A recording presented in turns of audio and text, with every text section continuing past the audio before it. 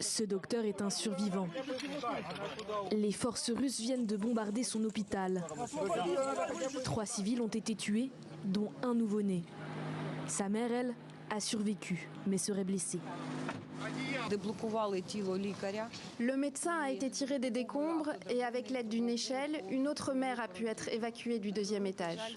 Malheureusement, le nouveau-né qui est mort avait seulement 2 jours. Les secouristes ont continué à chercher d'autres gens, mais il n'y avait plus personne. Sur Telegram, Volodymyr Zelensky réagit instantanément. L'ennemi a encore une fois décidé d'essayer d'accomplir par la terreur et le meurtre ce qu'il n'a pas pu accomplir en 9 mois. La frappe a eu lieu au petit matin, alors qu'il faisait encore nuit. Elle a touché la maternité de l'hôpital de Vilniansk, à 45 km de la ligne de front. Ce lundi, l'OMS alarmait déjà sur la situation critique. Des centaines d'établissements de santé ne seraient plus pleinement opérationnels. La moitié de l'infrastructure énergétique de l'Ukraine est endommagée ou détruite. Cette situation a déjà des répercussions sur le système de santé et sur la santé de la population.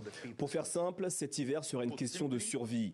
L'OMS a jusqu'à présent identifié 703 attaques contre la santé depuis le début de la guerre il y a 9 mois.